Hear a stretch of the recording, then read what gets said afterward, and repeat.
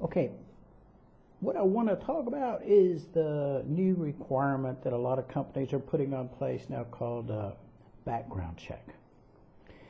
Now there's a big difference. If they say background check, employers, past, your resume should be able to give references to verify that.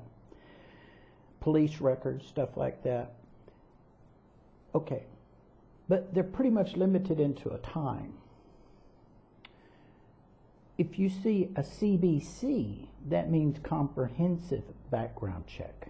And that one means they go all the way back to when you were born. When that happens, all the way from birth, womb to tomb. They're expensive. I'm really not sure if anybody really wants to do that because they are expensive. Plus, if the Chinese are doing it, they've got to go through the FBI. They've got to go through national data. So to me, it's a scam. It's something you can pass all the way through, and then if suddenly they don't like something, they can come up with, well, we have something in your background. CBC includes your credit, your debts, your banks, everything. Nothing, no stone left unturned. Now, I totally disagree with that, 100%. I actually don't think it's appropriate to do a background check. Now, I know some of you are going to say, oh, but we have to protect the little children from what? A computer virus? You want us to wear a mask while we teach? The reason I'm saying this is not to be insensitive. When you are online, Chinese censors are seeing it. Companies are recording it.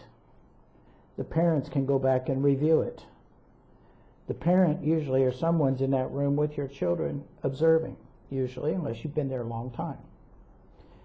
There's nothing that you can do that's not going to be used against you or for you. You don't need it. You don't do anything wrong, what's it going to matter? Another thing that happens is if you have a computer crime or something to do with children online, you're not allowed to even have a computer. Companies require that you give identification, nationality. If you are a convicted criminal of a major offense, you won't have that passport. You won't have one. Now, I've never worked for a company that asks for a driver's license. Those can be faked, but you don't fake a passport. So, what I'm saying is, if you see a company that's asking for that CBC or any background check, it's a scam. Otherwise, somebody already knows you're online. It's recorded. Your ISP provider can record it. Their online can record it. The parents can see it. The company can see and record it. The Chinese are watching it. So, there you go. What is it for? If they're doing it, it's giving all your background information to the Chinese government. That's exactly what it's doing. A lot of companies require you to use WeChat, owned by the government. A lot of the time, your voice is recorded, your facial recognition is recorded. A lot of you show pictures of your family, pictures of your home, you upload stuff, all that stuff is recorded. All of this data is being used in the Orwellian society of China. Whether you want to admit it or not, that's exactly what it is.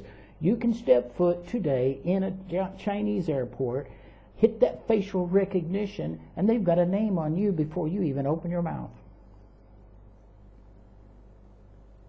They know who you are. So be very careful about this stuff. Companies are starting to manipulate the information they get on you to give you a job for two reasons.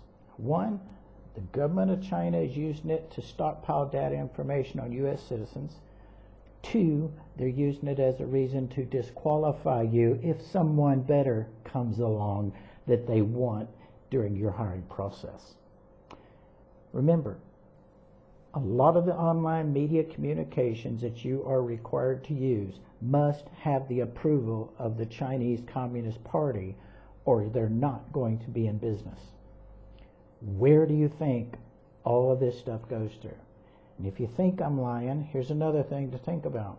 When you talk to children, you'll hear your voice delayed. It's going through your ISP. It's going through their firewall of China. It's going through their individual ISP, self-censored. Then it's going through a word filtering firewall for trigger words. You don't go in there and say Tiananmen Square. You don't go in there and say be a Christian. You don't. There's a lot of words that will peg right away. You'll hear that delay because if something triggers, there'll be a missing word, there'll be a missing sentence, or suddenly you get disconnected and reconnected. Internet does this. But when the students are talking to you, it's instant. It's instant. Have you noticed that? This is what's happening. This is exactly what's happening. So, people want these background checks. All they're doing is getting information on you to feed to the Communist Party. There's no reason for it. There's none at all. If you commit a crime in any of these classrooms, it's recorded and you're going to be held accountable. They have the video evidence. The date and time stamp, so they know the date, the time. They even know your ISP, where you are, where you're sitting. They have all your personal information. Think about it. Be very careful. This is one of Teacher Terry's wonderful online adventures. Something I figured out a long time ago. Know before you go.